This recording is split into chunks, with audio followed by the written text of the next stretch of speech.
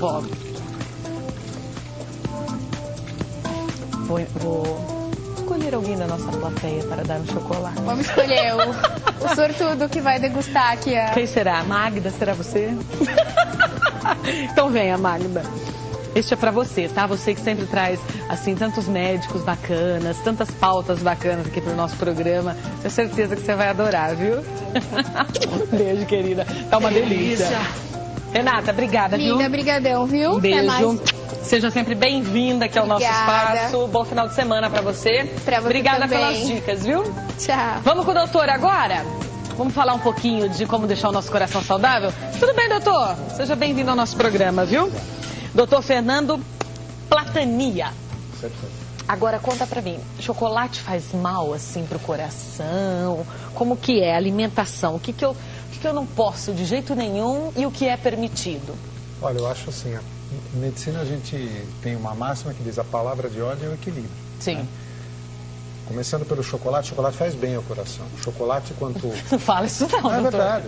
A Renata deixou claro, quanto maior a porcentagem de cacau, maior o efeito antioxidante que ele tem. E esse efeito antioxidante é o que, na verdade, evita que o colesterol, quando se oxida, que ele se deposita nas artérias. Pois bem, além disso, o chocolate tem na sua composição serotonina.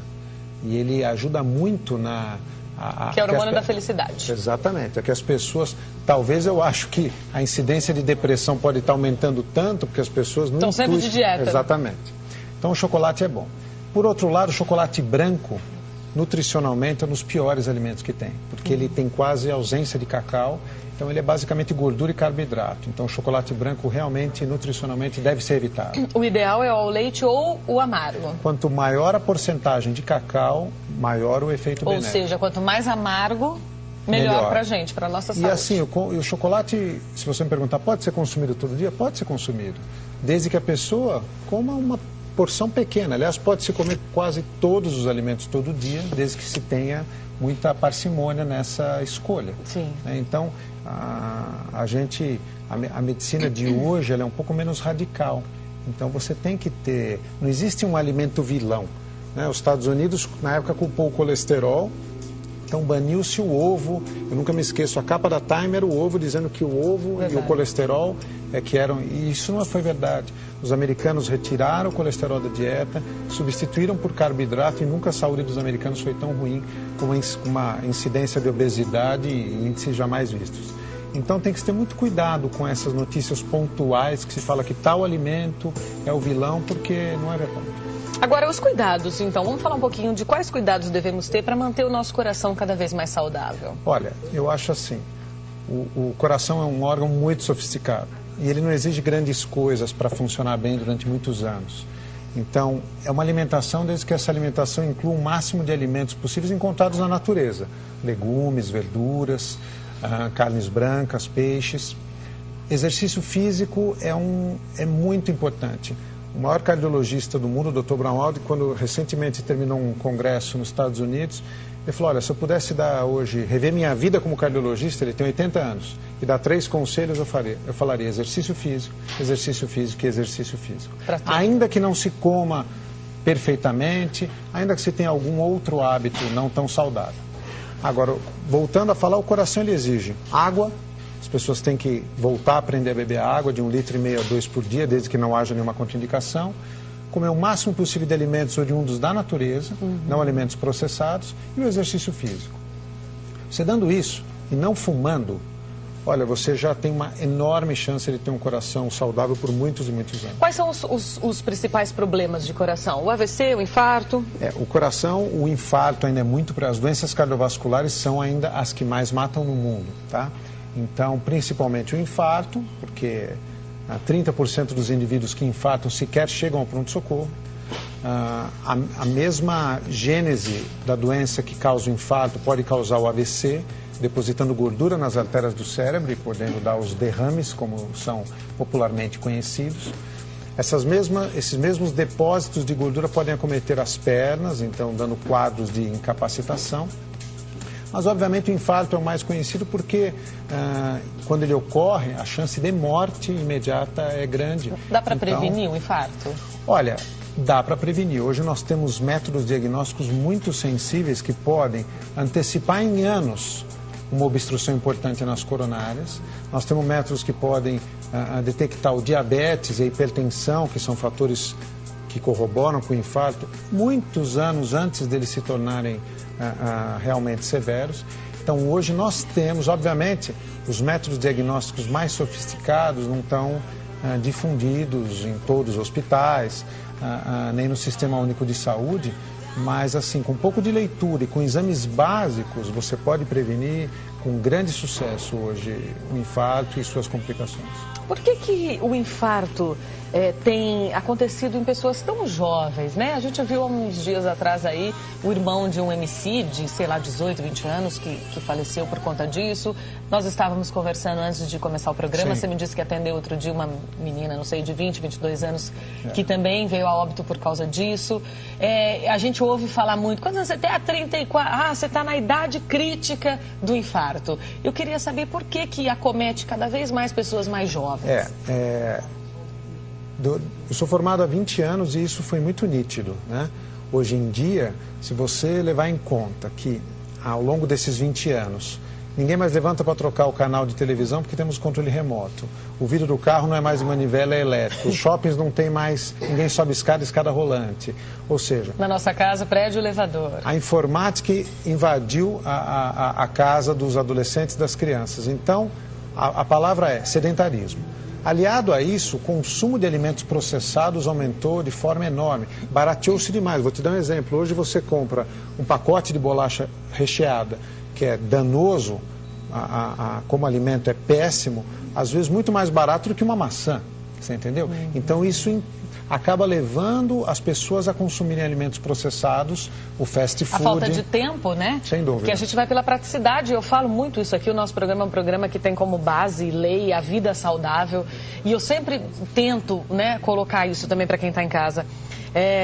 Primeiro, não ter em casa, tentar evitar um pouco, porque naquele momento que você está com muita pressa, a gente hoje tem uma vida muito corrida. Muito. Todo mundo está sempre enlouquecido. Hoje eu estava saindo da minha casa, a secretária que estava lá disse assim, Amanda, o dia podia ter 36 horas. Eu falei, nossa, até você está falando isso? Quer dizer, todo mundo em todas as profissões quer que o dia seja maior porque não dá tempo de fazer as coisas. Aí você fala, preciso comer um negócio rápido, o que vai? É o pacote de bolacha que está pronto, você leva para o carro, Você vai comendo no caminho, não precisa cortar, não precisa picar, não precisa de nada. Então acho que tudo isso colabora, né? Sem dúvida nenhuma. Isso que você falou é muito importante, a inatividade física que eu referi. O tabagismo, ele aumentou de maneira considerável nas faixas mais jovens e muito preponderantemente na mulher. Porque a mulher, ela passou a invadir o mercado de trabalho de uma maneira consistente, inclusive você vai entrevistar várias hoje, né?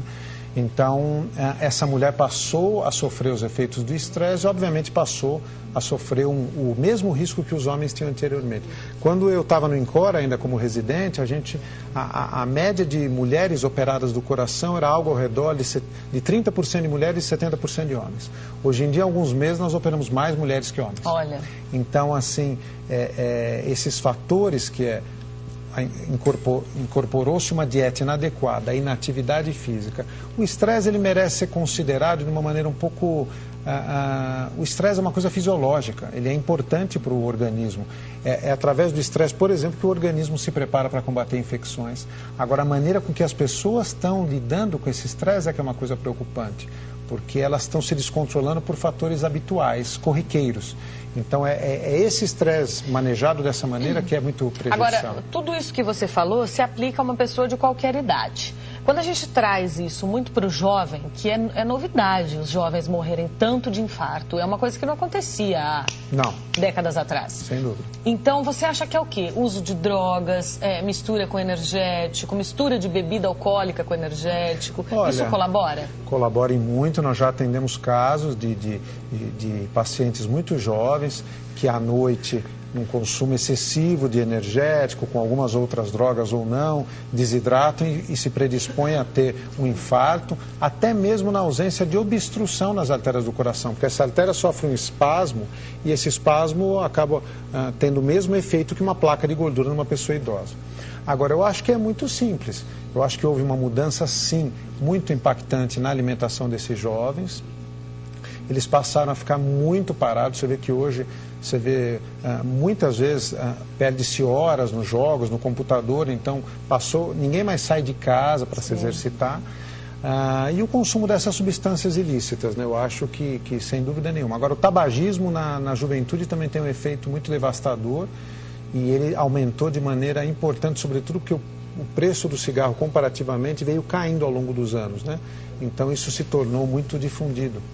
O que eu quero te perguntar agora é assim, e para a gente, né, para a pessoa que está assistindo em casa, como eu posso evitar o infarto? Então você me disse uma série de coisas, atividade física, alimentação, tal, uma série de coisas. Você me disse que existe um exame também que eu consigo fazer para diagnosticar se eu estou próxima a ter um infarto, talvez ou não? Olha, nós temos vários exames, mas hoje nós temos exames com grau de sofisticação, tamanho. Então, somente para citar, existe hoje a angiotomografia coronária. A angiotomografia coronária é um exame que ela consegue mostrar uma placa de gordura na artéria do coração, até mesmo antes que ela pudesse ser detectada num cateterismo cardíaco, entendeu? E ela mede o cálcio da artéria. O cálcio, a gente sabe que é um fator preditivo, ou seja, pode antecipar em muitos anos o quão severa vai ser a doença naquele indivíduo. E daí você sabe como manejá-lo. Se você tem que controlar o colesterol de uma forma mais incisiva, a hipertensão. Agora, quanto à prevenção que você falou, as pessoas têm que se acostumar. Eu faço um exemplo muito claro. Todo brasileiro adora carro, sobretudo os homens. Sim. Eles não pedem uma revisão do carro de jeito nenhum, trocam o óleo impecavelmente. E com o corpo humano é assim, você tem uma série um checklist a cada idade que você deve seguir. Seguindo aquilo, você minimiza em muito a chance de ser surpreendido pelas doenças. Para o coração, quanto em quanto tempo esse check-up? E a partir de que idade? Nós antecipamos, né? Antigamente, começava a se fazer um check-up cardiológico efetivo a partir dos 50 anos. Hoje, se o indivíduo tem uma história familiar muito rica em doença do coração, ele deve antecipar. Isso hoje a gente antecipa. As dosagens laboratoriais, colesterol, glicemia, ácido úrico, triglicérides, elas já devem começar por volta dos 30 anos de idade. E os exames cardiológicos rotineiros mais simples, a esteira, que todo mundo conhece, o ecocardiograma, a gente recomenda. Para indivíduos que têm uma história familiar importante, iniciar-se aos 30 anos de idade. Para indivíduos que não têm história, a partir dos 45 anos de idade. De quanto em quanto tempo? Esses exames são assim. Os laboratoriais devem ser feitos anualmente. O exame de esteira, o ecocardiograma, eventualmente a cintilografia, se normais, você pode esperar de 2 a 5 anos, se alterados, anualmente. Quando que eu tenho que correr para o médico? É quando eu sinto um formigamento, no caso do infarto que a gente está falando, AVC, enfim. É quando eu sinto, tem gente que fala que sente o braço dormente, um formigamento, tem gente que fala que sente a dor na coluna, no pescoço. O que eu quero dizer é assim, o brasileiro, enfim, o ser humano é muito acostumado a se automedicar e por mais que eu chegue e diga para você, olha, é mentira, eu vou chegar em casa com uma dor no pescoço e vou me automedicar. Então, assim, qual é o tipo de sintoma que eu tenho que pensar, peraí, pode ser indícios de uma doença do coração? Eu acho assim, toda dor que for diferente do habitual, né? A dor cardíaca, a gente hoje vê uma variedade muito grande. Mas assim, em via de regra, é uma dor que pode pegar o peito ou as costas, pode irradiar para a mandíbula com frequência, para o braço também. A sudorese fria, o indivíduo fala, nossa, mas eu estou com suor gelado, é um sinal de alerta. Mas assim, principalmente, se é uma dor que você está acostumado, aquela dor de coluna, de posição, mas você percebe quando é uma dor diferente, e geralmente é uma dor que às vezes pode te dar algum grau de cansaço. Fala, Gozado, me apareceu essa dor e eu estou tendo uma certa falta de ar, uma certa que a gente chama de dispneia. Enfim, se ela foge do habitual, é um sinal de alerta. Outra coisa importante é assim, essa dor, uma dor no peito, uma dor na mandíbula, numa pessoa de 20 anos, a chance de ser um evento cardíaco é muito menor se esse indivíduo tiver 40, 45 anos e, sobretudo, os fatores de risco, né? Então, assim, o que é fator de risco? Hipertensão, diabetes, obesidade, sedentarismo, níveis elevados de colesterol. Quanto mais fatores o indivíduo tem, maior é a chance. Nós temos um score, uma calculadora que a gente usa, e esses fatores vão ter uma pontuação. Então, se você tem 20 anos e acordou com uma dor no peito, eu falo, olha, a chance de ser uma dor cardíaca é muito pequena. Mas se você tem 50 anos, é diabético, é tabagista e tem história familiar e acordou com uma dor no peito, não espere, vá a um pronto-socorro. Tem um exame simples de sangue que eles detectam em minutos se uma isquemia cardíaca está se originando ali, ele é muito sensível e é simples de ser feito. E tem em qualquer grande hospital. Doutor, muito obrigada, viu? Quero agradecer o doutor Fernando Platania. O site é o www.dalcor.com.br. Exatamente. Seja muito bem-vindo sempre Muito aqui ao nosso obrigado. programa, viu? Obrigada Foi um pela prazer. consulta. Muito obrigado. Nós vamos ao intervalo, é isso, Fabi? Intervalo rapidinho, então. Eu te espero na volta. Até já.